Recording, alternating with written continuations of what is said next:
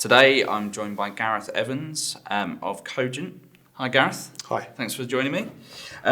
Start off by telling me a little bit about Cogent. So Cogent is it's a creative agency. We're an integrated marketing agency. We've been going about 90 years now, so we're a little bit of a rarity in the advertising world. But we're a bunch of interesting creative people working with brands of all different sizes and types and shapes to create marketing communications campaigns. You've got an interesting job title in Head of Moving Minds. What does that entail? It does sound a little bit like I run a Darren Brown convention, but that's a title that we've been using around the project that we've been working on. It's a research piece that looks at people who are moving home and how marketers can benefit from what that does to people's mindsets. And what has that research kind of told us that could be useful for bathroom manufacturers? Well, quite a lot. We've dug into the idea that when people move, we know that when people move, they spend a disproportionately high amount of money. No one's ever moved home and 6 months later looked back and thought, oh, that was nice and cheap. And typically, we know that they will spend money on home improvements or their utilities or decorating or gardening and those sorts of things. But what we knew as an industry was based around the property or the location or some of the demographics of those people when they move. But we felt like there was a layer below that we could get into and really understand the motivations and the attitudes of people when they're in that change of mindset. It's a big inertia buster. So if ever there was a time you're going to spend some money on something, it's probably around the time of your move. Now that we know that, what can we do to understand why that happens? And so what was the key findings of the research? Did you identify some segments? Yeah. So that's what it was about. We wanted to look at, it was about developing a segmentation, but not one that, as I say, looked at demographic or geodemographic. We wanted to get that layer below. So we did what we call an attitudinal segmentation. This was about speaking to a nationally representative sample of people who had recently been through the home move process and asking them a series of questions that allowed us to then cluster them based on the attitudes and the motivations that they shared. And what that led us to was a group of 8 distinct different tribes that, as I say, share these kind of commonalities around the attitudes and motivations and mindset. So put crudely then, Gareth, What can bathroom manufacturers do to get all of those different tribes to spend money, more money on their bathrooms? Yeah, it's a good question. So I suppose the first thing to say is that having identified those segments, we then worked with a professor of psychology, a chap named Richard Crisp, who is the head of the psychology department at Durham University. He's a sort of noted author and writer on social psychology, behavioural psychology. And we worked with him to dive into those tribes themselves. Once we'd grouped the data and identified what the tribes were, who those groups were, he was able to look at some of the patterns that emerged out of those attitudes and the declared behaviours, if you like, and apply established psychological theory to each one. And it actually turned out, as we did, that each tribe linked or connected most closely to a different psychology, different theory. And so when we put together what the data told us about attitude and motivation for move with what the psychology told us about being able to predict behaviour, we were then able to build kind of purchase profiles or behavioural profiles. So within each of those tribes, what you've therefore got is you can start to predict how they are most likely to respond to marketing communications. So you can be more effective in how you resonate for each of those tribes. So you can understand the trigger that's going to change their behaviour, which is their move. You can understand what's important to them, their attitude, their motivation. And you can also, through understanding the psychology, understand how we can remove any barriers to getting them to change their behaviour. Because after all, when we're marketing to our consumers, we're trying to get them to change their behaviour in some way. So that's when we got that all together. There are now 8 different tribes, and therefore you can start to build around the creativity in your messaging, the media channels you choose to use. Even in your product development, you can start to think about what's specifically relevant to specific tribes and how you might then engage them with those products. And I guess the other thing to say is that as well as being able to build unique and individual marketing communication strategies for each tribe, what you can also do is plot the tribes across 2 dimensions. So the first is fast and slow thinking, so the extent to which people have time to think. There's a chap named Daniel Kahneman who developed the thinking fast and slow theory, right? So what we did was we used that as one of our axes, and then the other axis was about identity expression. So the extent to which a purchase that you make is about self-actualization, so realizing your own identity for yourself, versus self-expression, right? So expressing your identity to the outside world. And what we could do is, using that sort of crosshair, is plot each of these tribes to see where they fell against those 2 dimensions.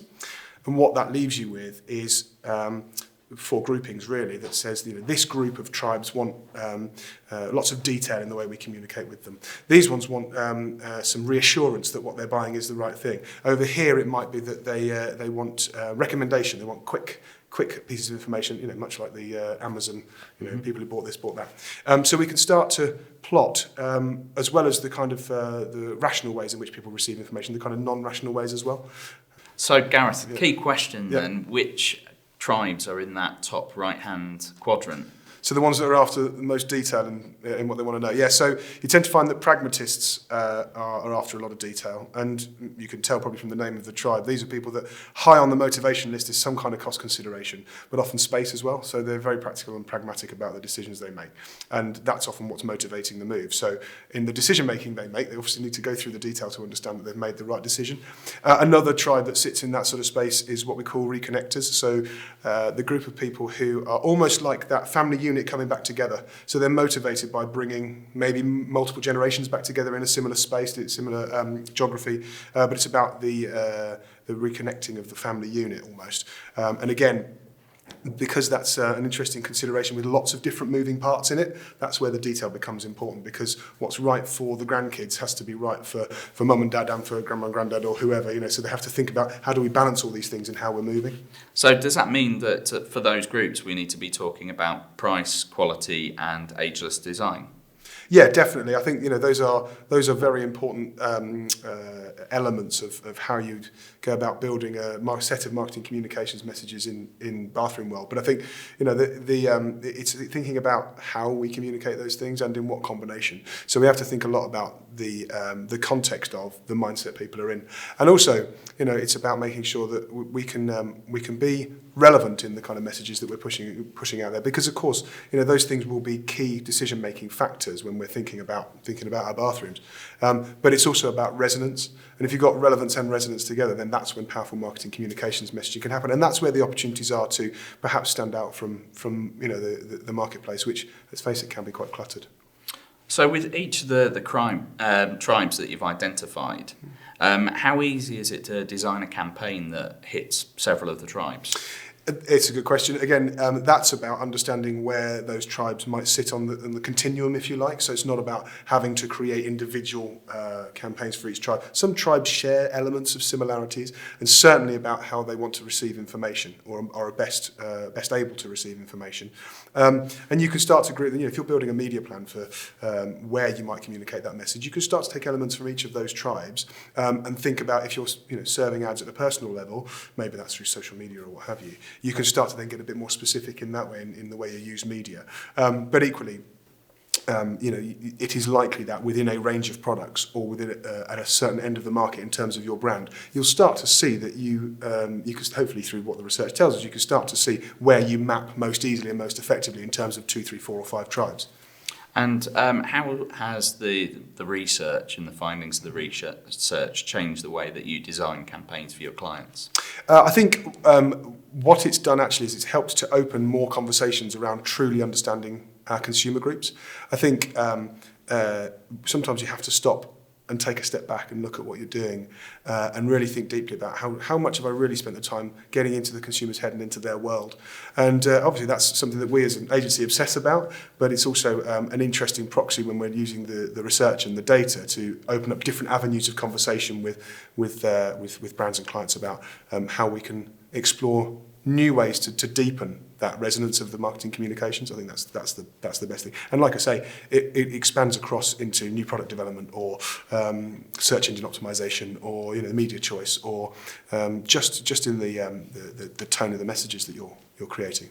And do you think there's a offering for the bathroom market which doesn't currently exist, which comes through in your research as something that would have quite a decent level of demand? Yeah, I'd like to think so. I think there are huge opportunities out there to really tap into this, because this is the first time we've kind of dug into this slightly deeper layer of understanding. I think probably people moving home has been recognised as a high spending and high yielding audience for a lot of sectors, and bathrooms in particular for some time. But I would be tempted to say that we have erred in marketing on the side of treating the symptom and not the cause.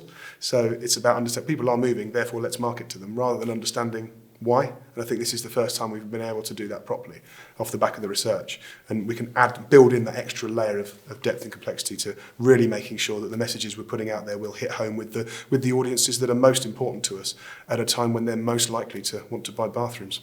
Gareth, we've read a lot in the trade media and in general research about changes in home tenure and millennials increasingly renting, and indeed other generations growing the number of people that rent instead of buy.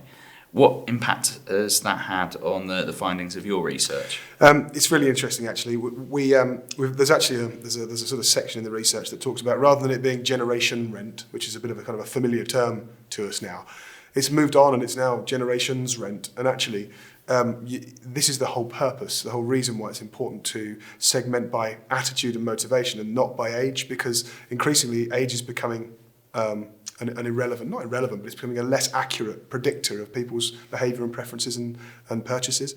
I think the millennial debate is a really interesting one, because they are often grouped together as a target audience, despite being one of the most diverse generations that's ever come through, particularly when it comes to attitude and motivation. But also I think culturally we are becoming much more open to the notion of not owning, and a great number of the things in our lives are now done on a contract or subscription basis. Increasingly, we're following the models of other countries around the world where home ownership isn't the be-all and end-all, and a lot of people are now renting. And renting for longer times, and making homes for a long period of time out of rented properties. And I think we need to have a little look at the impact that might have on the way people are buying and what they're buying. And certainly, the relationship that renters might have with the landlord now extends to, such an influence over what the home decor or the home improvements might look like, that we shouldn't just assume that we're selling our products to people who own their property. We need to think about the mindset of renters too.